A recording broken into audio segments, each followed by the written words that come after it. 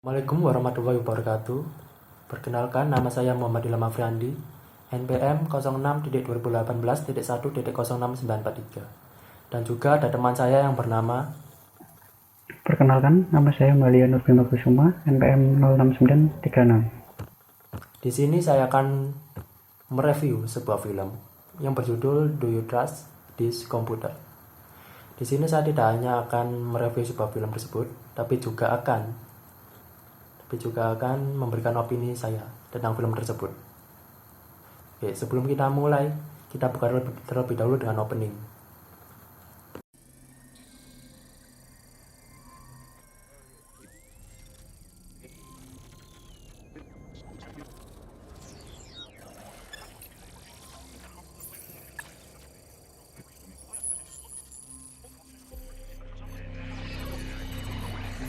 What we're on the brink of is a world of increasingly intense, sophisticated artificial intelligence. Technology is evolving so much faster than our society has the ability to protect us as citizens. The robots are coming and they will destroy our livelihoods.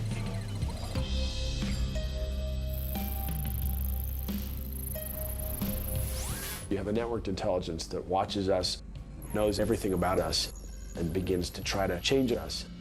Twitter has become the world's #1 news site. Technology is never good or bad. It's what we do with the technology. Eventually, millions of people are going to be thrown out of jobs because their skills are going to be obsoleted. Mass unemployment, greater inequalities, even social unrest. Regardless of whether to be afraid or not afraid, the change is coming and nobody can stop it.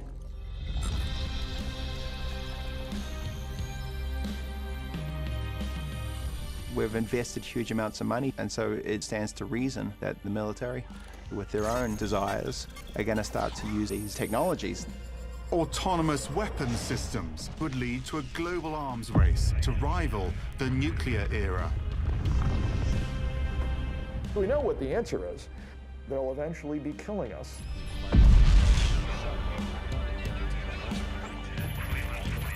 These technology leaps are going to yield incredible miracles and incredible horrors.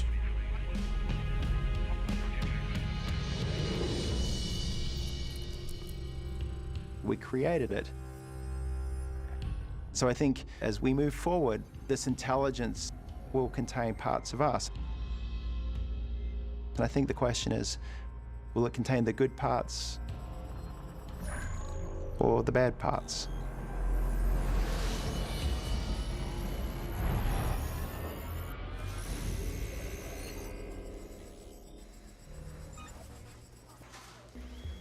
Our ability to even stay current is so insanely limited compared to the machines we built. For example, now we have this great movement of Uber and Lyft, kind of making transportation cheaper and democratizing transportation, which is great. The next step is going to be that they're all going to be replaced by driverless cars. And then all the Uber and Lyft drivers had to find something new to do.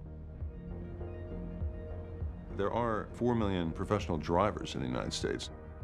They're unemployed soon. Oke, sebelum memberikan opini, saya akan menjelaskan apa yang telah dibicarakan tadi. Oke, yang dibicarakan tadi yaitu adalah kemungkinan di masa depan nanti itu akan ada mobil yang bergerak tanpa seorang supir. Oke, di sini saya akan menjelaskan opini saya. Pasti terdapat dampak positif dan dampak negatif. Nah, untuk dampak positifnya, kita manusia tidak perlu capek-capek lagi untuk mengendarai sebuah mobil. Nah, pasti itu yang akan diinginkan oleh orang-orang. Nah, untuk dampak negatifnya yaitu kita akan kekurangan lapangan pekerjaan di bagian supir. Oke. Dan itu akan membuat angka pengangguran akan semakin bertambah. Oke. Itu adalah opini saya yang pertama. Dan lanjutkan untuk video yang kedua.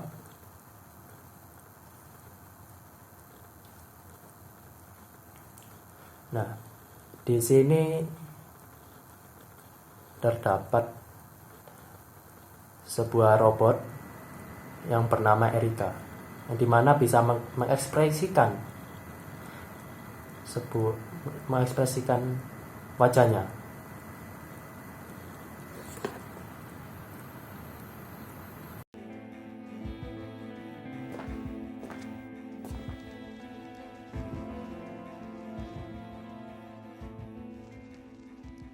Okay, welcome to the ATR.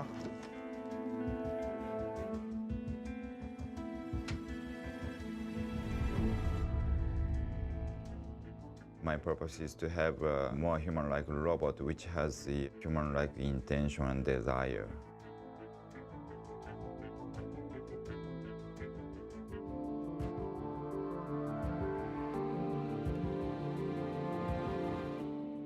The name of the robot is Erika.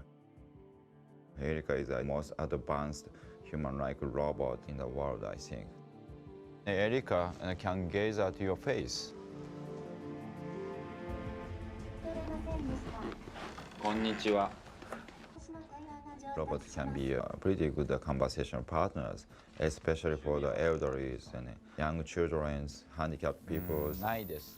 When we talk to the robot, we don't feel the social barriers, social pressures. And finally, everybody accepts the Android as just our friend or partners. We have implemented a simple desires. Now, she wanted to be well recognized and she want to take a rest.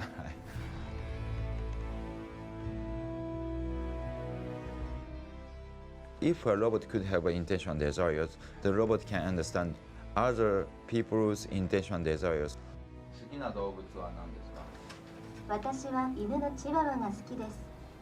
本当に可愛いですよね。That is tied to relationships with people, and that means they like each other. That means, well, I'm not sure, to love each other. We build artificial intelligence, and the very first thing we want to do is replicate us. I think the key point will come when all the major senses are replicated. Sight, touch, smell. When we replicate our senses, is that when it becomes alive. Oke, dari video tadi terdapat robot Erika, yang dimana robot tersebut sudah paling canggih di zaman yang sekarang ini. Robot tersebut dapat mengekspresikan sebuah wajah dan juga telah mereplika indera-indera yang dimiliki oleh manusia, yaitu ada indera penglihatan, penciuman, perasa, dan juga peraba. Robot tersebut telah hampir sempurna seperti halnya manusia kita, seperti kita. Dan mungkin kedepannya bakal akan lebih canggih lagi. Namun jangan sampai untuk robot tersebut dapat menjadi pedang bermata dua untuk kita. Saya harap tidak akan terjadi. Google acquired DeepMind several years ago. DeepMind operates as a semi-independent subsidiary of Google. The thing that makes DeepMind unique is that DeepMind is absolutely focused on creating digital superintelligence, an AI that is vastly smarter than any human on Earth and ultimately smarter than all humans on Earth combined. The DeepMind system can win at any game. It can already beat all the original Atari games. It is superhuman and plays the games at super speed in less than a minute.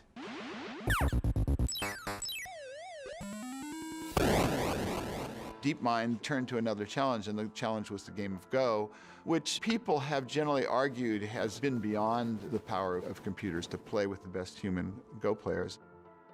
First, they challenged a European Go champion. Then they challenged a Korean Go champion. Please start the game. And they were able to win both times in kind of striking fashion. You were reading articles in the New York Times years ago talking about how Go would take 100 years for us to solve. People say, well, but that's still just a board. Poker is an art. Poker involves reading people. Poker involves lying and bluffing. It's not an exact thing. That will never be, a computer. You can't do that. They took the best poker players in the world and took 7 days for the computer to start demolishing the humans. So it's the best poker player in the world. It's the best Go player in the world. And the pattern here is that AI might take a little while to wrap its tentacles around a new skill.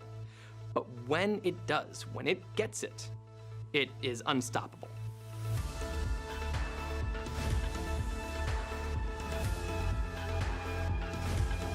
DeepMind's AI has administrator-level access to Google's servers to optimize energy usage at the data centers.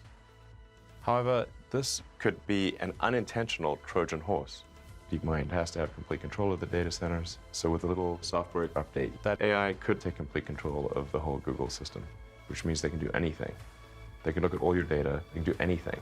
Untuk opini yang ketiga, di sini terdapat DeepMind. Perusahaan DeepMind ini telah membuat suatu kecerdasan buatan yang dimana komputer dapat mengalahkan seorang juara dari AlphaGo atau catur, mungkin juga poker dan lain-lain.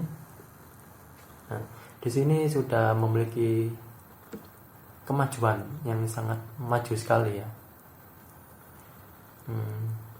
Opini saya tentang ini yaitu ada di mana lama kelamaan AI, kecerdasan dari AI tersebut dapat melebihi kecerdasan dari seorang manusia, dan mungkin itu akan di masa depan nanti kemungkinan akan sangat berbahaya sekali ya menurut saya ya. Bisa menjadi sebuah pedang bermata dua, karena di mana AI sendiri itu dapat belajar apa yang telah mereka lakukan berkali-kali. Jadi setelah mereka telah belajar dari apa yang telah mereka lawan, mereka akan belajar bagaimana cara mengalahkan orang tersebut. Nah, jadi di situ kemungkinan akan menjadi sebuah pisau bermata dua. Jadi itu diharap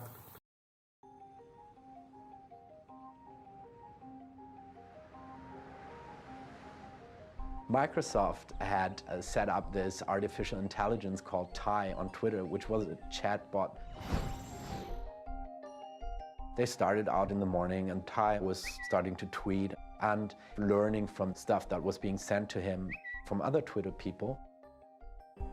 Because some people like Troll attacked him. Within 24 hours, the Microsoft bot became a terrible person. They had to literally pull Tai off the net because he had turned into a monster. A misanthropic, racist, horrible person you never want to meet. And nobody had foreseen this.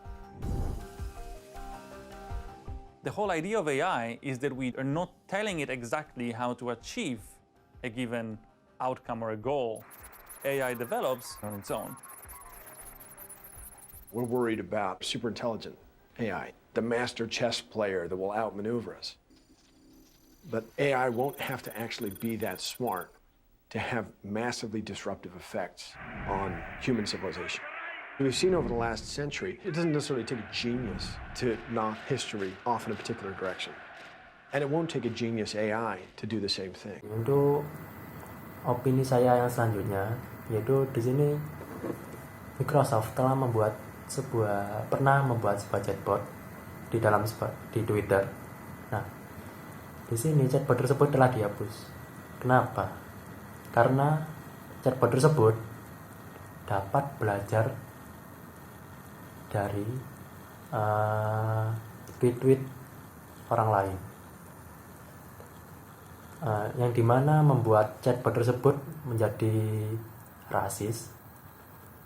Jadi seperti kalau jika dibiarkan terus-menerus akan menjadi sebuah monster, yang dimana lama-lama kan, karena chatbot tersebut dapat belajar dari Twitter tersebut, mungkin jika dibiarkan lama-lama akan membuat akan dapat memiliki kecerdasan sendiri. Ya, itu masih asumsi saya.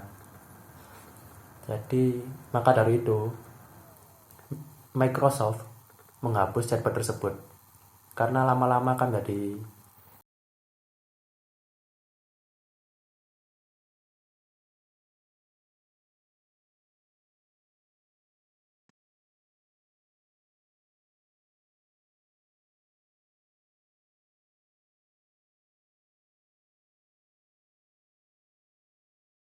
Kemudian ada sebuah kesimpulan yang akan dijelaskan oleh Mas Bima.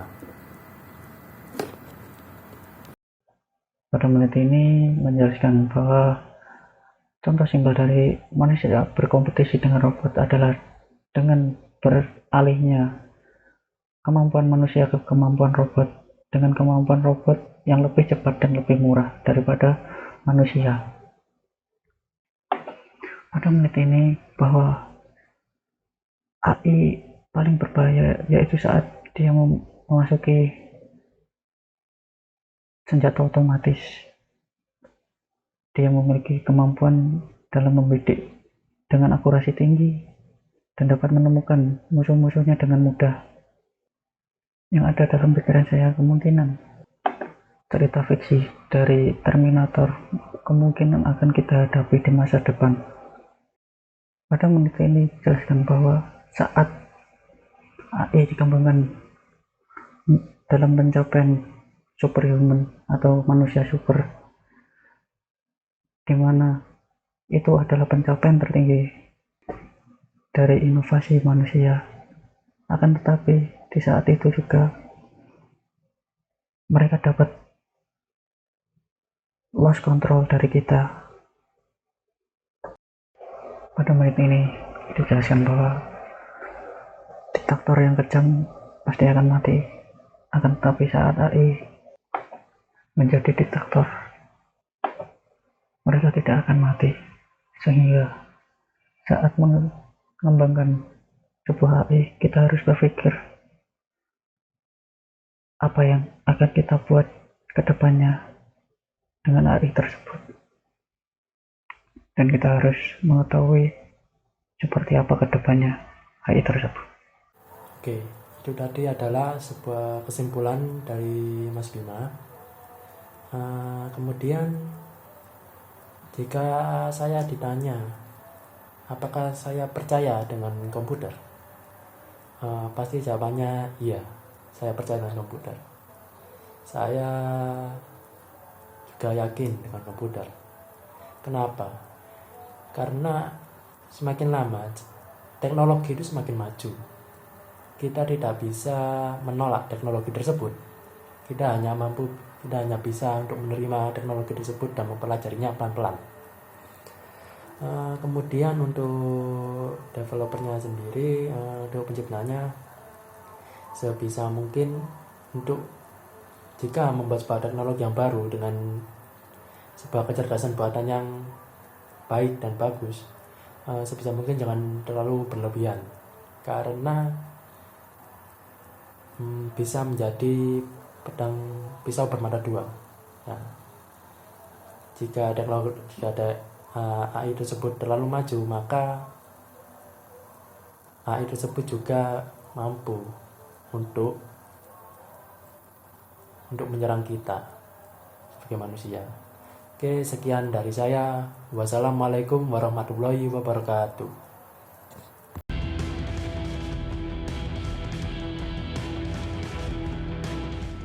We don't know what happens next. We don't know what shape the intellect of a machine will be when that intellect is far beyond human capabilities. It's just not something that's possible.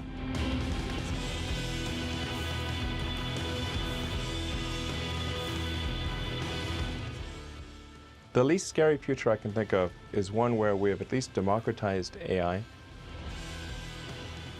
Because if one company or small group of people manages to develop godlike digital superintelligence, they could take over the world. At least when there's an evil dictator, that human is going to die. But for an AI, there would be no death. It would live forever. And then you'd have an immortal dictator from which we can never escape.